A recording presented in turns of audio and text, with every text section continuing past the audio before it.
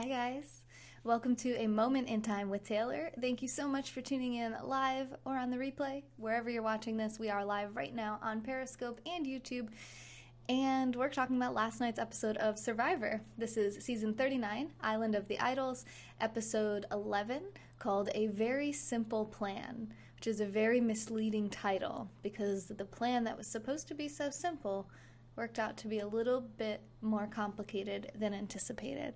Hey Fresh, first comment to the broadcast, good job! Hi Tidewell, hi Ed. Michael, thank you for sharing on Twitter and inviting your followers. Thank you everyone for sharing this out. Before I get into tonight's episode though, I do need to rewind to last week and mention something I forgot to mention on last week's recap. Hey Levi, you're in Alaska? That's awesome. Is that Pacific time zone or is that in between Pacific and Hawaii? Michael, thanks for sharing on Facebook. Hey, Mark, good broadcast earlier. Okay, so I forgot to tell you guys about what Dean did. So some of you guys are like, what the heck, Survivor? I didn't even know that was still on. I don't know what's going on with it this year. So let me just quickly show you the cast. That is not what that's supposed to be on. Sorry, I forgot I restarted my computer. So let me just make sure. That was my YouTube live page there. Let me just pull up the Survivor page, which is what it's supposed to be on. Huh? There we go. There's our people. Okay, so this season is called Island of the Idols because two former Survivor winners, Sandra and Boston Rob, are both there mentoring the cast members on how to win Survivor, different tips and tricks. And every other week, there's included in the episode, one of the cast members goes to a separate island called the Island of the Idols and receives a lesson and a challenge from these people. This week was not one of those episodes, but last week was. So we talked about that in detail already last week. But there is one thing I forgot. Let me just go to the cast member I'm talking about. His name is Dean. He definitely played a role in tonight's episode, and we'll get into that towards the end. So Dean Kowalski here, how old is he? I'm just curious. Let's see. 28. Wow, he seems so young to me. And he's from New Jersey, just like me. I'm not from New Jersey, but I live in New Jersey now. Anyway, he last week did something that was pretty important to the show, and I totally forgot to say it. So some of you guys may remember when it was Jamal's week to go to Island of the Idols. This was the guy I wanted to win. He did not win. He has previously been voted out. He had made a fake legacy advantage. So he had made an advantage that said when there are either 9 or 6 cast members, they don't call them cast members, what do they call them? Islanders remaining, then you can use this legacy advantage as an immunity idol. And he gave it to Dean in front of the entire tribe, so everybody knew that he had this. Well, last week there was 9. It was the first chance that he had to use it. There were 9 Islanders left. So Dean, who I just showed you previously, decided last week to use his legacy advantage, and he informed members of the tribe that he was going to use the advantage. Now, they didn't know if it was real or fake. There's some discussion about it. Castaways, sure. There's some discussion about whether or not it's real, whether it's fake, because it was kind of mysterious, the circumstances under which he gave it to him in front of everyone and told everyone what it was. You know, if you were actually trying to give someone an advantage, you wouldn't give it to them in front of the entire tribe and let everyone know that they had it. But that's the way it went down, and it was indeed fake, or it is indeed fake. So last week, he decided he was going to use it. However, he pulled a fast one, and I thought it was actually really creative. Now, I also don't know where the paint came from, so you guys that watched it may have seen there's like a kit of different paints and brushes, and there's like a little craft kit. I don't know if they have that every year. I thought that was kind of random, but he took that and he went and made a fake legacy advantage. So he had a blank paper. Again, don't know where he got that from, but he had a blank paper that looked just like the legacy advantage paper, and he looked at one and he painted the exact same thing onto the new paper. So he tried to make it look identical. Now, it wasn't a perfect replica, but it was pretty good. Hey, Chris, crap, you beat me to it. Hi, Victoria. So he put the legacy advantage, he wrote all the same words on there, and what he did is he used that fake one, at the tribal council last week. So he presented that to Jeff. Jeff said this is not an immunity idol and threw it away. Now, I don't even think Jamal and the jury realized that it wasn't the one that he made. So that was pretty smart of Dean if the legacy advantage was real, because then everyone in the cast thinks that it was fake, what Jamal gave him, and it didn't work. And that Dean really did try to do it. However, Dean didn't try the real one, so if he does make it to when there's only 6 castaways castaways, you made me say castaways. Bye, Chris. When there's only 6 islanders remaining, which would be 2 weeks from this one, then he will use it again and find out that it is indeed fake, and we'll see if he does need that immunity idol that week or not. Hard to say. So I just wanted to make sure that I shared that with you guys because I forgot to mention it last week, and that was pretty much it. I thought it was pretty clever that he made a fake one. And, oh, I did want to say one more thing about it. So he said, you know, we don't know if it's real, we don't know if it's fake. And he said to the camera, I think it's real. Now, he could think it's real. There is an element of production quality to Survivor.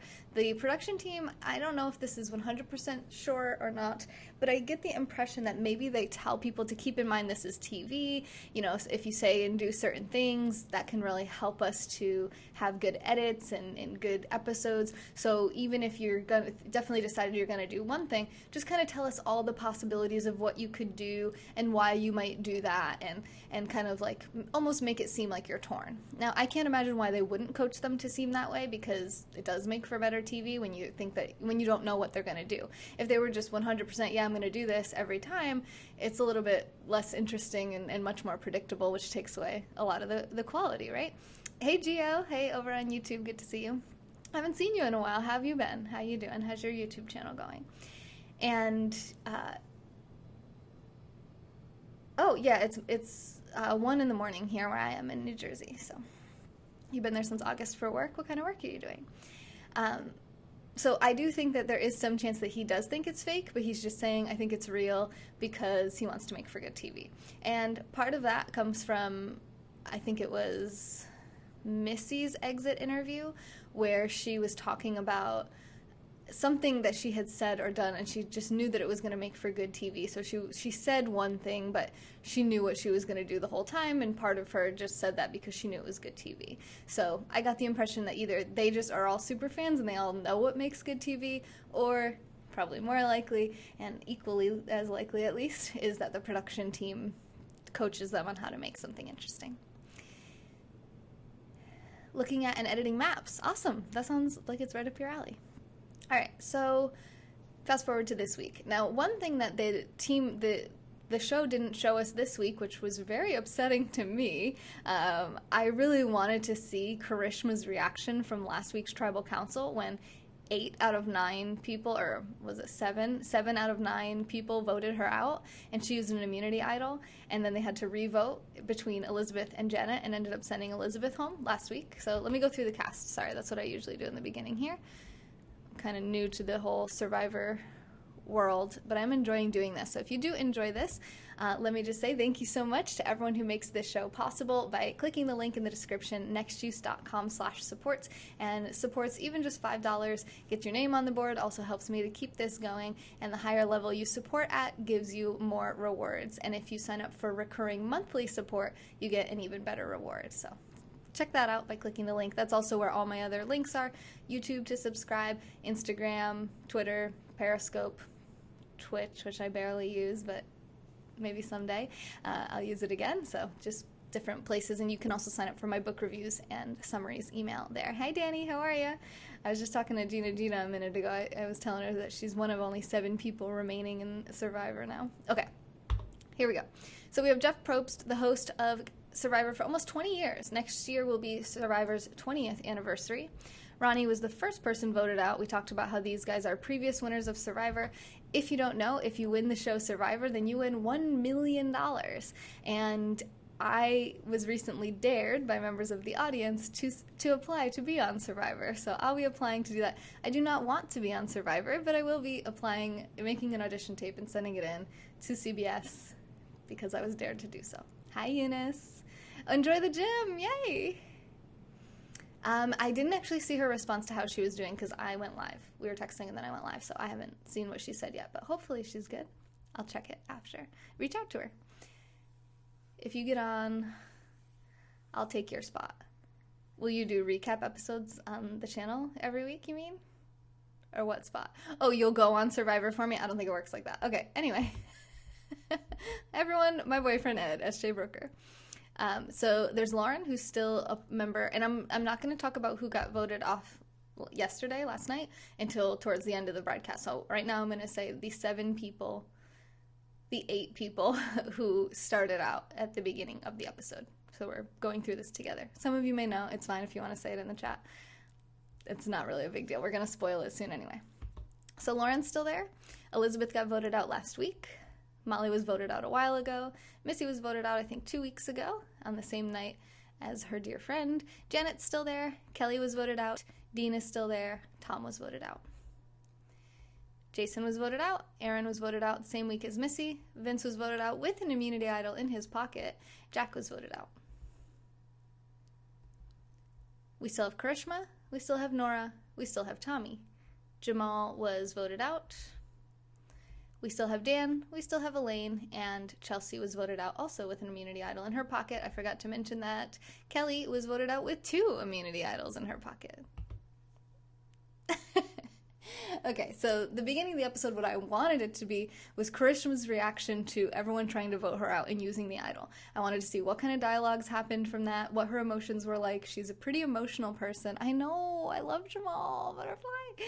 And I was really kind of looking forward to see how she responded, how she treated the tribe, if she had anybody who had her back, if she was just like, screw all of you guys, like she kind of always has been throughout the season. They didn't show any of that. They just started right with a milestone. So they start with everyone walking out onto the beach, and Jeff says, there's a lot of milestones in Survivor. There's the merge. There's, planning your first blind side. He listed a few things. I don't remember all of them. Going to the Island of the Idols or whatever. And then he said, and there's seeing your family. And that was last night's episode, sorry. I'm just going to keep calling it tonight's probably. So that was really exciting for everyone because they got to see their loved ones. So I'm going to go through everyone now. It's like the game show, yeah. It's like Guess Who. I love that. It would be fun to play a Guess Who game with the members of Survivor. That's a good idea. I like that, Joe. So I'm going to go through the cast again, only the people who are left, and I'm going to say which of their family members came, family members, friends, whoever came, and then we'll go over how that kind of played out and what the challenge was and all of that. All right, so, I just clicked the wrong button on my computer. All right, so we'll start with Lauren. Lauren's, oh my gosh, I have to remember who came for everyone. Was it her husband? Yes, yeah, her husband, who, can I just say, her husband looked like someone who's like been on one of these shows. He just looks like someone who should be on one of these shows. He's like a pretty average guy, but he just, I don't know, it just looked like he fit in with like the cast. It was really kind of strange. When I saw him, I was like, I feel like he either looks familiar, just has one of those really recognizable faces, like he should be on Big Brother or Survivor or something, some show. All right, anyway, so her husband came. Janet's husband came, and this was really beautiful because he was wearing a pink shirt. And the pink shirt signaled to Janet that their new grandbaby is a girl, or is going to be a girl. I don't think the baby has been born yet, but she left before finding out what the gender of her grandbaby, her first ever grandbaby, was going to be. I think it's her first grandbaby. And he decided when he came to the family meeting, he was either going to wear a pink or a blue shirt to signify to her what the baby was. So it was pink and it was a girl, and that was really beautiful. I was tearing up over pretty much all these. It's just so beautiful to see them see their loved ones for the first time in, I think, over a month now. And they're just so emotional. As soon as they see them, almost every single one of them just cries. And it's just really, really powerful in terms of emotion. So, hi, Laura. Okay. So her husband came out wearing the pink shirt. That was really awesome. Dean's mom came, which was interesting. I don't know why. I just thought that was so interesting. It definitely made me feel like he was younger than he is. Also, it's just, I don't know. I guess it's just interesting to see someone whose closest person to them is their mom when they're almost 30 years old. And I've always found Dean to be a very interesting person, and I stand by that definitely after tonight's episode. He does stuff I don't fully understand, and but it was cute. It was cute to see him with his mom. And they're all gone. Karishma's husband came, and her reaction was very powerful. Now, like I said, she's a very emotional person to begin with. She was almost seizing. She was crying so hard that her whole body was convulsing, and she almost had a complete breakdown, which she isn't really surprising for the way she's played the game. I don't know if she's this emotional outside of the game. I don't know her personally, okay, so I always feel like I'm being a little bit rough on these people. This is just in terms of the show, and in terms of the characters they're portrayed to be, not the actual holistic view of the person, right? But he's smiling, he's happy to see her, you know, and she's just like, I'm not good, I'm not good, I'm not good. She keeps saying that, like, she said, you know, the pain of the deprivation, the pain of hunger, it's so challenging. She said, but the most challenging part is loneliness, feeling like she really has no connections to anyone there. She's always on the bottom socially, and that's been pretty true throughout the season. So that was hard, but it was good for her to see him. Nora's sister came, which when she first came out, it was like, oh my god, it's a second Nora. It was really like, she had so much energy, and they were just so much energy there. And she said something really cute where she said, my sister knows how crazy I am, and she calls it Normal, because her name is Nora, so Normal, and I thought that was a really cute thing, too. Tommy's girlfriend came out. He was crying so much that he was shaking as well, and he's the biggest guy there, the tallest guy, and his hands were visibly trembling. And Jeff even asked him about that, like, man, you are shaking. And he was just like, it's just, you know, seeing her, and, you know, like, it's like, for so long they've been in this game of Survivor. For over a month straight, they're in this game, they're on this island, there's cameras everywhere, it's a bunch of strangers, they don't know who's telling them the truth, who's lying, they don't know if they're about to be blindsided or participating in a blindside. It's like the emotions and the stress, and like, you might win $1 million or you might get nothing, and you just spend all this time to just be on TV and become like minorly famous, and then have kind of be empty-handed besides the experience. So it's very surreal. It doesn't feel like the real world. And then to have someone from your previous life, it'll feel like, come there on that beach where you've been, you know, just doing these really demanding physical challenges, you're socializing with people you don't know, they all want the $1 million too, and it's just like, it's such a different world. And then to see someone there come from this old life that you had and just be reminded of like normal life, and seeing someone who's healthy and hasn't been practically starving for a month, and just like that, it's just this colliding of worlds, and it's really, really powerful to see. And then I'm going to skip down, I'm going to do his last. Elaine's girlfriend came out. That was really beautiful. Elaine didn't break down like almost everybody else did. She was pretty level-headed. She was really happy to see her girlfriend. Her girlfriend was really beautiful, and they were just two like peas in a pod. They were so cute. She was talking about her girlfriend's 2 children that she had before their relationship from a previous heterosexual relationship, and talked a little bit about them. And I actually follow Elaine on Instagram, and I saw a picture of Elaine with Hunter, the youngest son, and I just love Elaine. I love Elaine and I love Janet, but I don't know who I love more. I just love them both so much. So it was really nice to see both of them have their loved ones come on. And then finally, probably one of the coolest ones was Dan's son came. And Dan's son is only 13 years old and is officially the youngest person to ever appear on Survivor in Survivor history, which again is almost a 20-year-old show. Hey, Pat, how are you? Hey, Laura. So 31 days. Oh, thank you. Sorry, I missed that comment, Chief. Hey. Husband, yeah. I'm sorry, I was missing some comments there. I was in the zone talking about Survivor, sorry. It feels like high school on steroids. Yeah, I feel like that played out a lot tonight. Pat, thank you for the super hearts. First super hearts of the broadcast. I appreciate you, friend. Have you had any good food lately? I've been doing dares on this channel for the past few months, and I was dared to eat octopus, which was probably one of the most interesting, like, real foods that I ate. I also had to drink pickle juice. I had to eat Warhead's Hothead's Extreme Heat Worms, which are like gummy worms, but they're really spicy. I ate a dog biscuit the other day. Hey, Jenny! How are you? Jenny! I'm good. How are you? That's awesome to see you. A keto diet. Oh, too much good food. Oh, crap. That stinks. Yeah. Well, good luck with that. How long are you doing that for? All right. Sorry, guys. we had a little aside there. You've eaten ground cinnamon. Yeah, I've done the cinnamon challenge before. That's on the dare list, too. I did that when I was a kid, but it's on the dare list to do. I'm glad, Jenny. I'm glad. 1 month. You're doing it for 1 month. Okay. We can do this. I'm acting like I'm not. I just had a granola bar right before this broadcast. All right, so what else happened on Survivor? I mean, what else? Okay, so that was the first thing. They all see their family. It's all really emotional. And then, typical Survivor, they separate them. So the family members get to watch them participate in the challenge. Sometimes the family members participate in the challenge. Sometimes they do not. This time they did not. They just stood on the sidelines and watched. And then each of the cast members was chained to each other. And then they had to run. They started out in the ocean, probably about waist deep.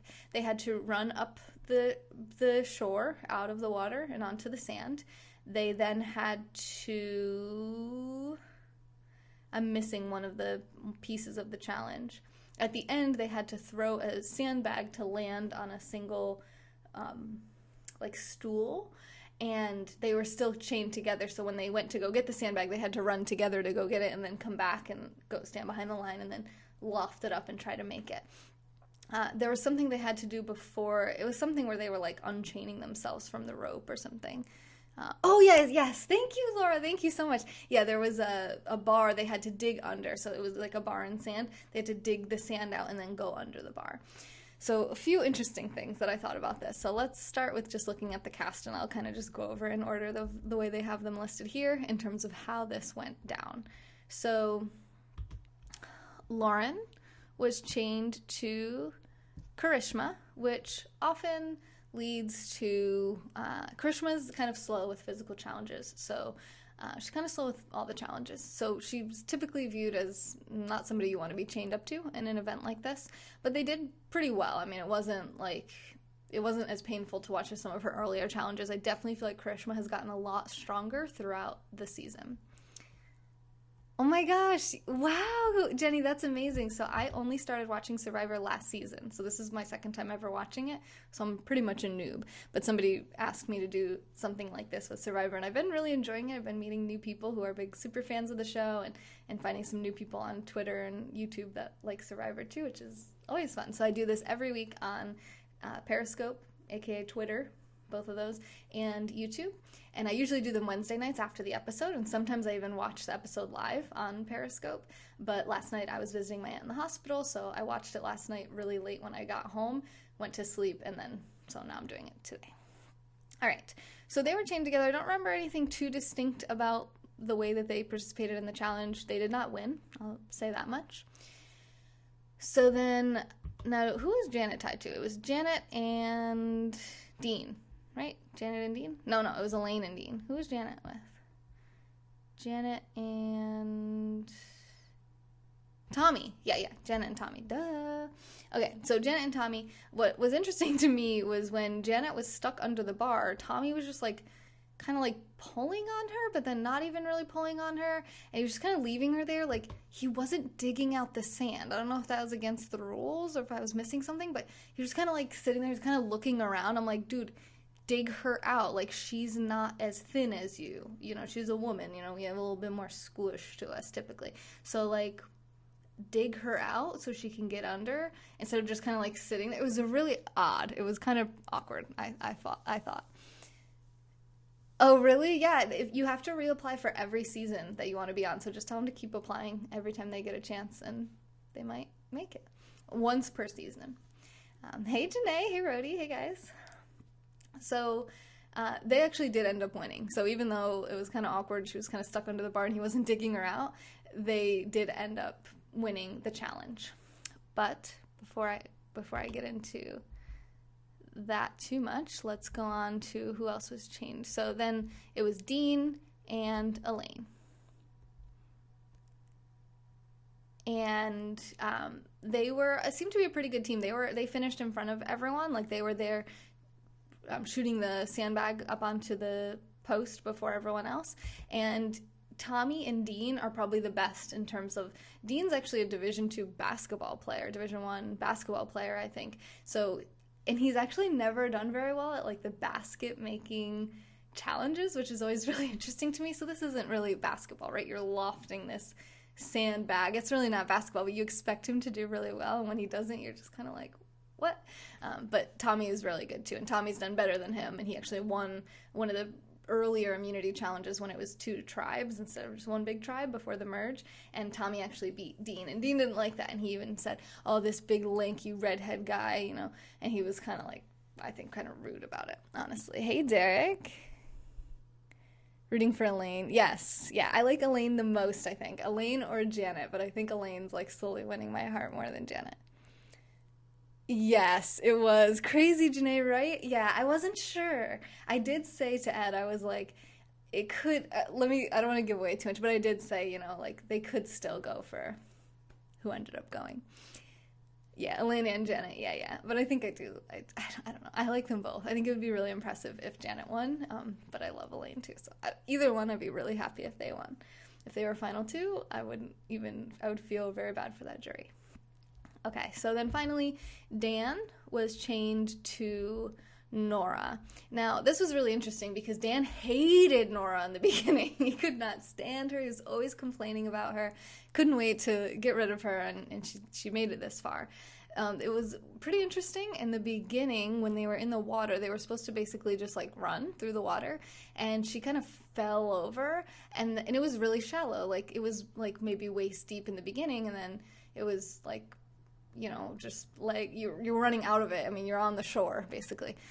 And she like fell, and then she started swimming, even though the water was like maybe 1 foot deep. It was really odd. I don't know. Shut up, Derek.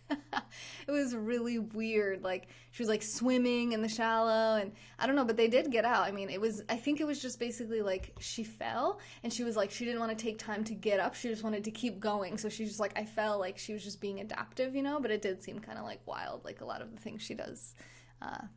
It is pretty wild. Yeah, she's definitely out there. She's very entertaining to watch, so I feel like both Nora and Karishma made for much more entertaining TV than just a bunch of normal people. Normal, right? No such thing as normal, but there's like different levels of unique. Socially, you know, social skills, I guess. The way that people interact socially it varies significantly. So that was everybody in terms of the challenges. Like I said, Janet and Tommy did end up winning, and then they got to each pick one person to bring with them. And the reward is that you get to eat a meal so you get more food than you typically get, like sandwiches, and I don't remember what the food was, but they get some good food instead of the typical like rice and whatever they can catch in the wild, coconuts and stuff.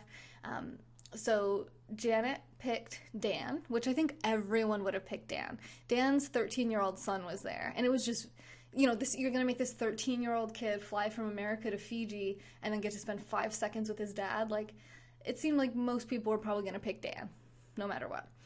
Then Tommy picked Lauren. Now, Tommy and Lauren are like best friends. They're the closest alliance probably that's in the game so far. Lauren is extremely smart, by the way. She really just continues to impress me. When I started out, I was like, oh, she's in the background. I don't even know what her deal is. She's just kind of like getting through by being like not a threat and like not really competing and speaking up too much. She played that perfectly. She played me like a fiddle. She plays them all like a fiddle. She's very, very, very smart.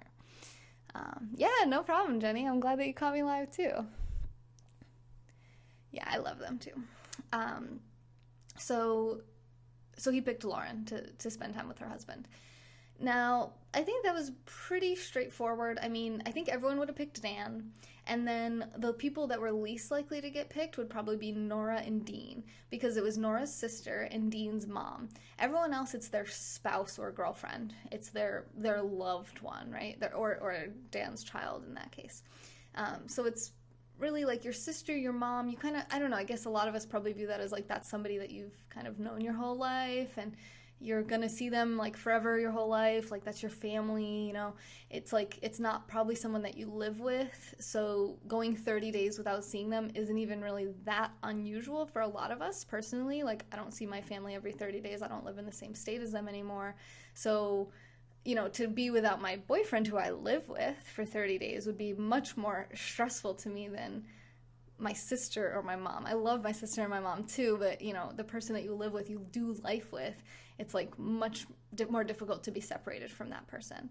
So I was pretty surprised at how upset Nora was for not getting chosen. She was acting as if they walked right up to her and slapped her across the face and spit in her face and said, you're worth nothing to us. We don't like you. Because they didn't do that. They just picked pretty logical choices, I think pretty predictable choices, and I think everyone would have picked Nora last, and not because nobody likes Nora, which might be kind of true, but because it was Nora's sister, and people don't necessarily view that bond, like, someone's not saying, oh, this girl needs to be with her sister right now. You know, seeing Karishma and the way that she, like, I really felt like Karishma needed to see her husband and spend time with him, so I thought people might pick her, even though she's probably the least popular person there, simply to allow her that time, just out of like humanity, you know, to be nice. But at the same time, if you pick a bunch of people that are in your alliance, you can talk strategy pretty openly there with your loved ones, and that's what ended up happening. So the next scene is them all sitting there, they're talking with their family members, and they're spending some time, and then they're like, okay, you know, we hate to do this, but we do have to talk strategy a little bit. So they decide who they're going to go for. They decide that they want to get Karishma out, and then they'll, just in case she has another idol, because she had used an idol last week, they're going to split the votes between Karishma and Elaine. And that's their plan. And they're talking about Lauren's showing her very strong social skill. She's saying, you know, this person will vote with us, this person, you know, Nora has been telling everyone that Lauren's her number one, very openly to the whole tribe, so they know Nora is loyal, so they think, but they don't realize that Nora has taken this very personally, that she did not get chosen for the Loved Ones Challenge. And what she expressed, part of why she was upset about that, was because she went without eating the peanut butter, or the breakfast. It was like pancakes and bacon and orange juice and all of that stuff that she went without eating. And she even when she had won that challenge, she stayed competing in the challenge because she wanted to give the tribe as much time as possible to eat. And she really did do that. I mean, it was badass, and it seemed genuinely kind. Now, of course, everything's game, right? So this is a social play. This is a resume builder for the jury. At the same time, it's impressive no matter what it is. You know, no matter what your reasoning is, it's impressive. They didn't let her do that because, yeah. Hey, Sonam. They just said, you won, you know, it doesn't work like that. Once the last person falls besides you, you can't continue to compete. But she did try, which I thought was really impressive. And then there was another time that she gave something up, or she did something, and she just felt like she was really always doing things for the benefit of the tribe, and like sacrificing some of her own comfort and care for other people so that everyone can feel good, you know, looking out, being empathetic, and being a genuinely good person. So when they didn't return the favor, in her eyes, she felt betrayed, like everything she had done was for naught, and she was done with that. She was done with all of them now. So she cut herself off from Tommy, Janet, Dan, and Lauren, who are now enjoying their meals with their loved ones. So she's going off on a tangent. She is venting like full hardcore, full steam ahead to the remaining 4. So there's 9 people left, right? So the remaining 3. She's part of the 4. So there's 4 eating, there's 4 here. She's talking to Dean, Elaine, and Karishma. And she's just saying, screw them, I'm done with them, I've done everything. Long story short, they were editing it to make it seem like she talked for a really long time. I don't know how long she was talking, but Dean even did say at one point, okay, you're getting a little off topic here, like, what is your point? So she said, you know, my point is that I'm going to vote with you guys. Like, I'm with you guys now. I'll be on the bottom with you guys. There's 4 of us. There's 4 of them. If they split their votes, which they did, then the 4 of us can vote whichever way we want, and who we pick will go home. And we can pick somebody from them, and then we have the majority, which was actually a really good idea. And that's why the title of the episode is called A Very Simple Plan, because it was very simple. The reality is, they came back, they told Nora their plan, because they viewed Nora as being part of their alliance. Aw, that's sad, Jenny. Hey, Tressa, yeah, watch it, it's so funny. It just finished episode 11, so next week will be episode 12. So they come back, they tell Nora the plan. The plan is that, I don't remember exactly who was supposed to vote for who, but the plan was that they were going to put 4, I think it was going to be, let's see. I think it was 4 on Krishma and 3 on Elaine. And that way, if Krishma had an idol, then Elaine would go. Some people not from their alliance, right? And notice that they weren't targeting Dean at all, which put Dean in a pretty good spot, because even though Dean isn't necessarily part of their alliance, he's also not being targeted by their alliance, and he feels like he's in cahoots with Tommy and Dan. So he is in a pretty good spot. Now he has a potential for a majority, because if he can take out just one of those people and be in an alliance of 4, now it's 4 versus 3, and he's in a really, really good spot, a better spot than he's in right now. So they're talking about it, and everybody's pretty much on board. They all decide, okay, we're going to vote. They were going to vote for Lauren, because Lauren's the biggest threat, and she absolutely is the biggest threat. Unfortunately for them, you do have to start with episode 1, yes. Unfortunately for them, Lauren ended up winning the immunity challenge. So the immunity challenge was you had to stand on one foot on, see these pink blocks? Something like this, probably a heavier duty version of a yoga block, basically.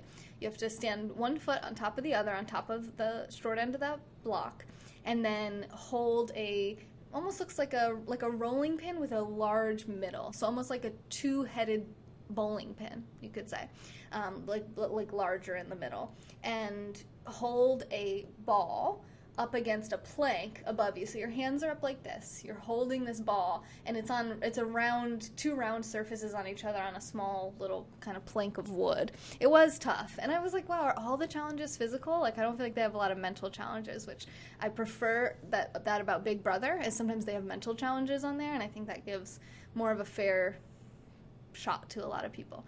But regardless, I thought Karishma performed much better than anticipated on that, but it came down to Elaine and Lauren, and it looked like Elaine was really solid, but they kept showing like a bird's eye view, and you could see that her ball was a little bit off center, and it looked like it was starting to slide off the end. So I think a lot of that was actually done like dramatic effect production.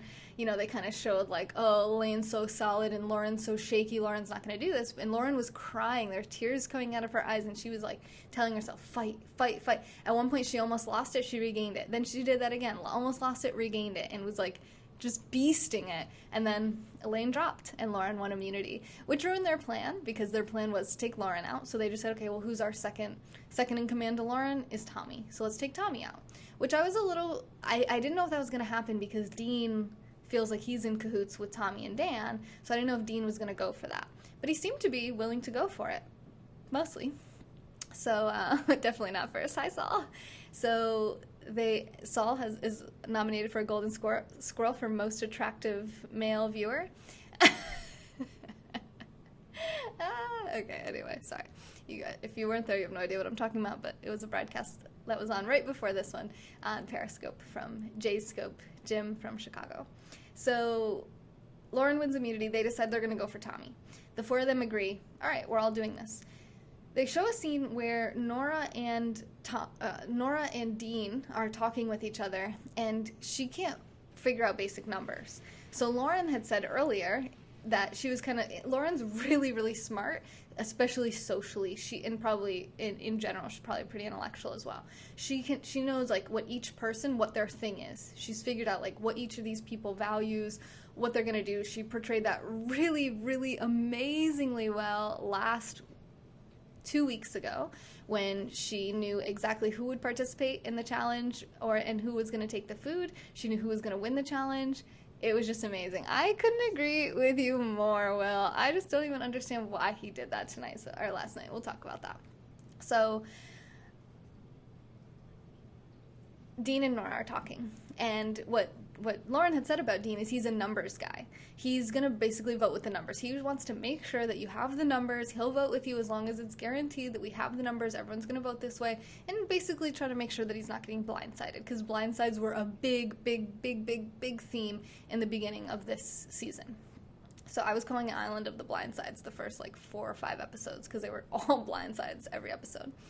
So you can see this playing out between him and Nora, where Nora can't really quite do the math between who's voting for who's voting for who. So instead of just agreeing that all 4 of them should vote for one person, she was trying to split that, 3 and 1. well, why don't 3 of us vote for one person and then 1 vote for another just in case? And he's like, because 1 vote doesn't do anything and 3 isn't enough to have the majority, because if they get 3 people to vote for anyone else, then those 2 people now, we have to do a revote between those 2 people. So we need to just stick with the plan of all 4 of us voting for one.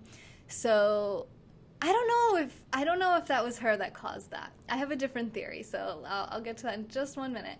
So you see her like laying out all these different rocks or something on the ground, and she's like trying to figure, okay, this person votes for this person. She's trying to figure it all out in her head, and she's using a visual to help her. Maybe math isn't her strong suit, and that's fine. It's helpful in Survivor to understand kind of like math and how votes are going to work out, but it is what it is. So they notice. I think Lauren says. I don't know if it was Lauren. Somebody says, Dean and Nora are missing. And they're kind of like, that's interesting. Do you think that she flipped while we were with our loved ones? And sure enough, she did. So they're definitely picking up on that. But they still seem pretty solid, pretty sure that she's still going to vote the way they expect her to vote, and they go to tribal council. So everyone's at tribal council. They all think they're about to get, not all of them, but the majority alliance. Thank you, Butterfly. I love you for the super hearts. They think the majority alliance is going to be voting 4 for Krishma. Is it 4 and 3? Yeah, because they think Elaine is part of that too. 4 for Krishma, 3 for Elaine, and then it doesn't really matter what anybody else does because it won't matter because they're gonna have the majority. And then the 4 people that were left behind on the loved one challenge are thinking, okay, well, all 4 of us are voting for Tommy, so actually Tommy is going home.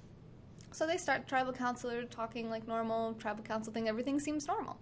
And then Dean ruins the very simple plan, which is the title of the episode, and so, yeah, the goats, yeah. See, you're getting to it. You're getting exactly, Will, that's exactly what, this is exactly, I think, what Dean's problem was. So Dean leans over to Tommy, and Elaine's right in front of them. I couldn't tell if Elaine could hear him when he said it, but Dean leans over. Yeah, it was really bad. It was bad gameplay, in my opinion. And maybe there's something I'm not seeing or knowing about, but it was bad gameplay. So he leans over and he says to Tommy, hey, Tommy, they're voting for you. They're trying to get you out. And Tommy goes, what? Who? And he's like, Krishma, Elaine, and Nora. And he's like, they think I'm voting with them, but I'm not. And Tommy's like, how many people are voting for me? And he says 3.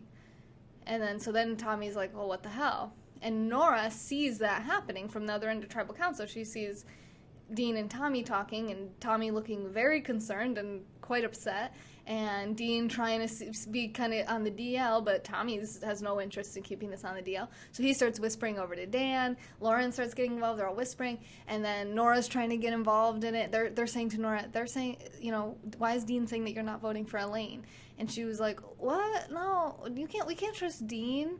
And she's just a bad liar, which is a good quality in a person outside of the game of Survivor. You don't want to be like friends or dating somebody who's a great liar necessarily. So that's a nice thing about her, that she's not very good at lying, but it's not really good for her game in Survivor because she needs to lie right now very well. Hi, Salem.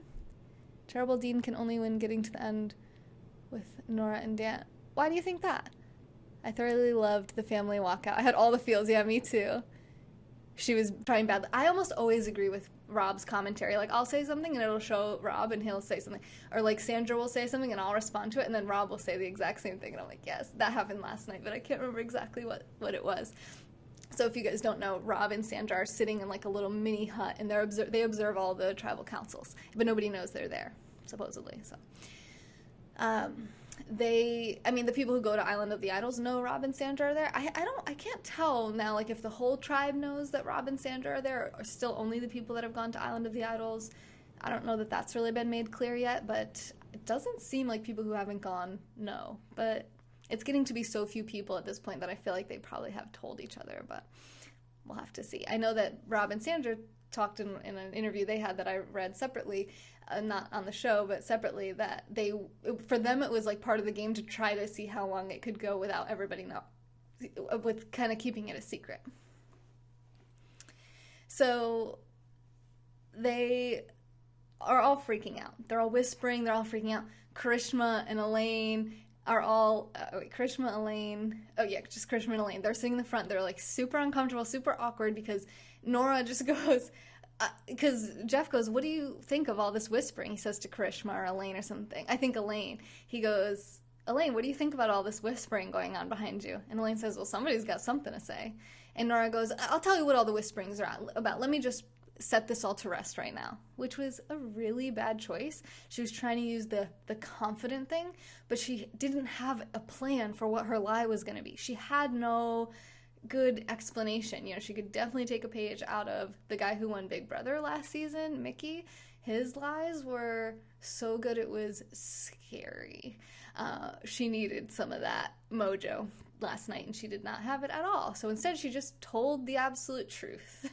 She just basically said, the four of us were going to vote for Tommy, or Dean saying that we were going to do that. It was all very badly put. She basically just said the situation.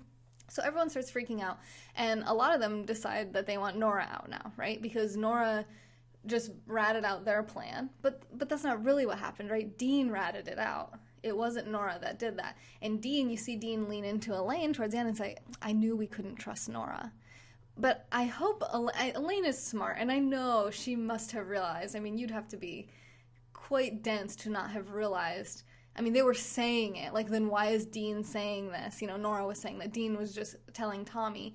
So it wasn't Nora that you couldn't trust at all. Nora was going to do it. Nora was ready to flip on her majority alliance, be with you, have a final four with Karishma, Nora, Dean, and Elaine. And I really do think they could have had that. They all seemed ready to do that. And instead, Dean was the one that you can't trust. Dean now just told Tommy. So why would he do that? He wasn't anybody's target. He was sitting pretty in the middle of two alliances. All he needed to do was vote for Tommy, get Tommy out, and he now is in a majority. Just work with, he can win immunity over Nora, Karishma, and Elaine a lot of the time, I would assume. Now, he does say, Lauren said that he had said at one point that he's not great with endurance, which is pretty important in some of these challenges, but I would still, definitely Karishma. These aren't necessarily, you don't necessarily want to be allied with a bunch of people that are very, someone that you view as like major competition physically, because he's like buddy-buddy with Dan and Tommy, who are big physical threats. So why would he want to be with them when they're doing better at most of the challenges than he is? Why wouldn't you want to be with people that you portray and he has referred to as goats in previous episodes? Here's my theory, is that he just didn't want to be on an alliance with those people. He feels like they're not cool enough, tough enough. I really got the impression that it was more of a social status thing, more of a desire of who he wants to be associated with than not. He wanted to be with the cool kids. He wants to be with Lauren and Tommy and Dan and be buddy-buddy and chummy with them and not work with Karishma and Elaine and Nora because he thinks they're annoying and whatever, and kind of like on the lower end of the food chain, and he doesn't want to be with them. Instead of realizing that he could potentially be at the top of that alliance, he wants to be at the bottom of a stronger alliance. What in the heck? Hey, Karen. Nicole, I know. Well, that was more, I feel like that was, yeah, you're right. That was Nicole, but Cliff really played a big role in that for sure, but you're right. You're right. Nicole had that opportunity. I think she would have won over Holly for sure. I'm pretty sure she was. Mickey was a bully, not a good liar. No, the thing where he listened into that conversation and then made up the whole lie about it, that was genius. I hated Mickey from day one to the very end. I didn't want him to win at all. I was actually very impressed with how many people voted for Holly, which I don't think were votes for Holly. I think there were votes against Mickey. But anyway, we're talking about Survivor, right? Only those that have been. Dean doesn't know. Kelly didn't tell him. Oh, okay. Totally. Cliff messed it up. Yeah, for sure. Yeah, I loved Big Brother. I actually like Big Brother more than Survivor, but whatever. I'd rather be on Big Brother than Survivor, too. But in terms of this, so that's my theory as to why Dean did that. I think he just wants to be friends with Tommy.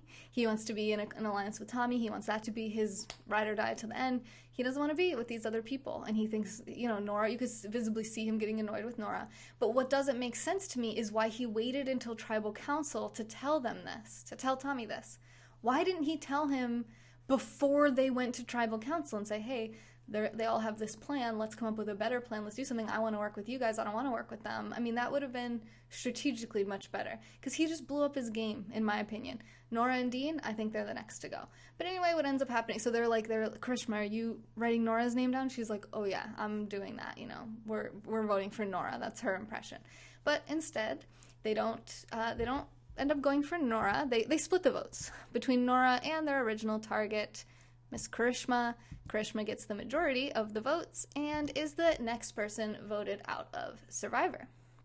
Yay, Kieran, you just took top Super Art contributor. Thank you, my friend. So I'm actually okay with this. Karishma bothered me pretty much the entire season, less so as time went on, but I was ready for her to go a long time ago. Now, I also think that, you know, they made a good point. They said this, the longer we keep Karishma here, the more we're all going to start saying, I want to be sitting next to Karishma at the end, which I think is a good point, and I think is actually probably a pretty good reason to not vote her out, because she's never won a challenge. She doesn't have a good resume with anybody on the jury. I don't think anybody would vote for Karishma.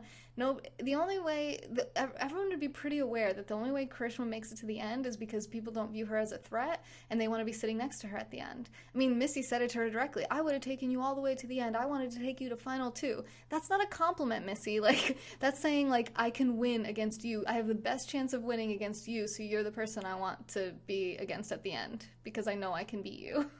Chris, thank you for the super arts. So I was actually kind of surprised they didn't send Nora out, but I also think it was really smart for them to go with the plan and not to react emotionally and say, okay, well, I'm mad at Nora now because she flipped on us, so we're going to get her out now. Because to make a decision out of emotion is almost never the right choice. But when they voted Karishma out, Kelly leaned in on the jury and said, this is really bad. This was a bad move. She didn't seem to think that was a good chance to go for Karishma.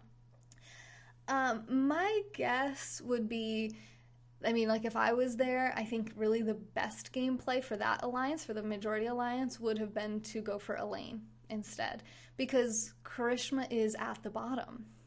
And like they always keep saying, Karishma is an easy out, and even if she's there at the final 2, like, nobody's really too against that, I wouldn't think, right? Everyone thinks they can win against her, so they don't really want to send her home because it's harder to win against everybody else. Elaine is very popular. Everybody loves Elaine. And she's pretty tough, and she gets pretty close to winning some challenges. She won immunity one time, and she almost won immunity this week. That's somebody you want to get out. That person's not in your alliance, you want that person gone. At this stage in the game, you want her gone. Nora's gonna defeat her own purposes. She just blew everything up. Dean just blew everything up. Dean, Nora, Karishma, they're all kind of on their own. You still have a really strong alliance between Tommy, Dan, and Lauren. And, I mean, they could easily pull in Dean, Nora. I guess it's easier to pull in Elaine than Karishma, but at the same time, in terms of competition, like, Karishma's never won a challenge. I really do think the better move probably would be Elaine and let Nora kind of just keep talking herself into the hole that she's digging and then get her out next week or whenever. Nora's won 2 immunity challenges too, so she's also a bigger threat. I just feel like Karishma's never really... I get it now. In the beginning, I was so frustrated because before the merge, I think it makes sense to get rid of the weak people because then you don't have to go to tribal council. If your tribe is strong and wins all the challenges, you get immunity and you don't even have to go to tribal council and you don't vote anybody out. But if you keep the weak people on your team because you're thinking final 2, you keep losing and eventually you're going to be the one sent home because everybody wants to keep her for final 2. You know what I'm saying? No way anyone loses to Dan in a final 3.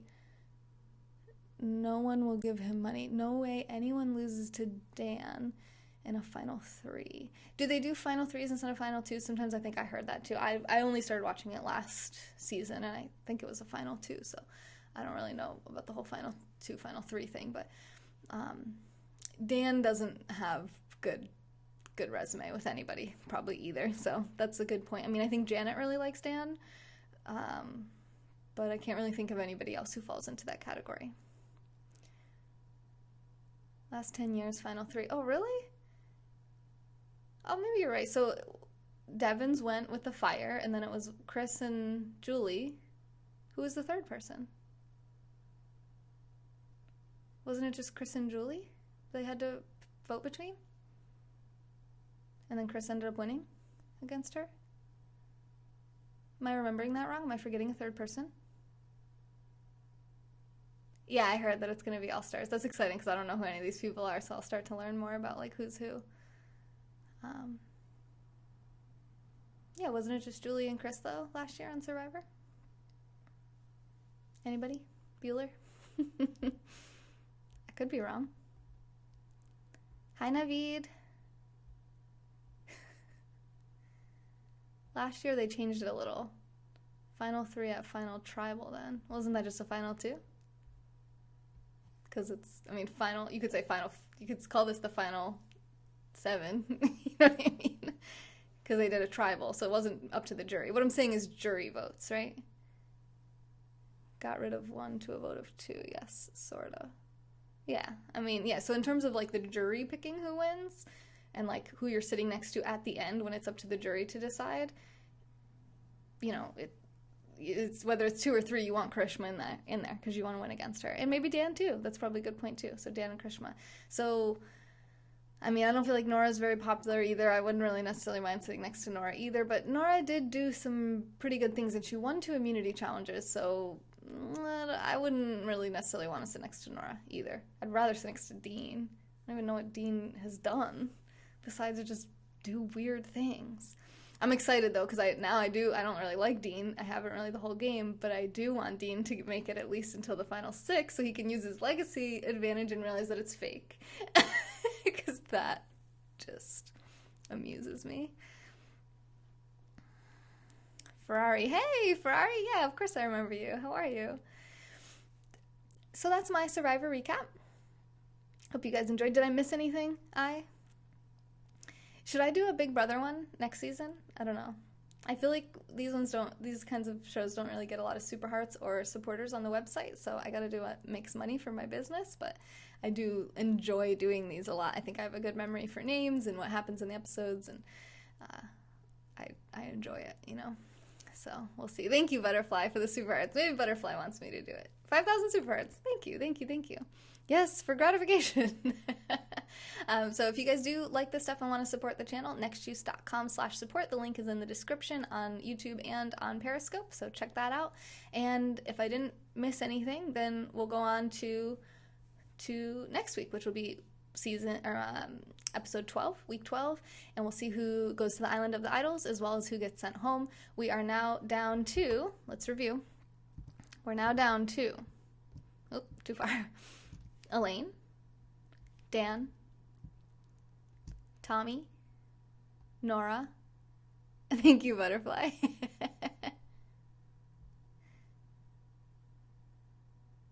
Oh, Gavin. Oh, yeah, Gavin. Oh my god, totally forgot about him.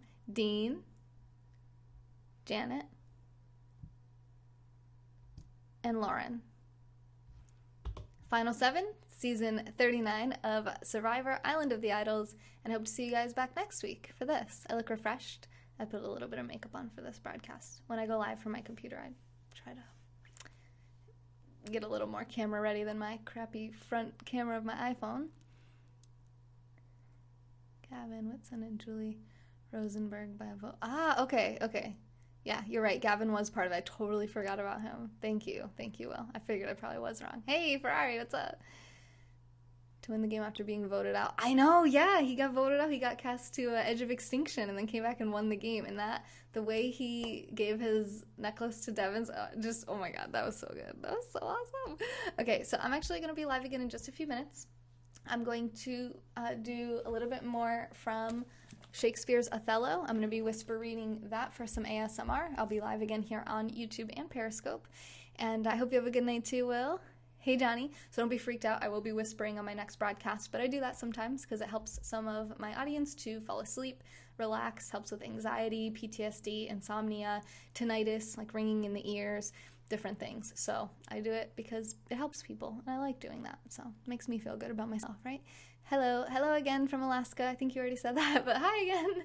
So I'm going to be doing that on the next broadcast for, I think, about 40 minutes or so, and I hope to see you guys back then. And thank you so much, Butterfly, for all the super hearts. Oh, I'm glad you like it. Oh, 30,000! What the heck? I didn't realize that. Should I shoot off the cash cannon? Oh, knocked over my other little camera over here. My yoga camera. I'm a yoga teacher too. And thank you, Kieran, for the super hearts, and Hugh and Chris.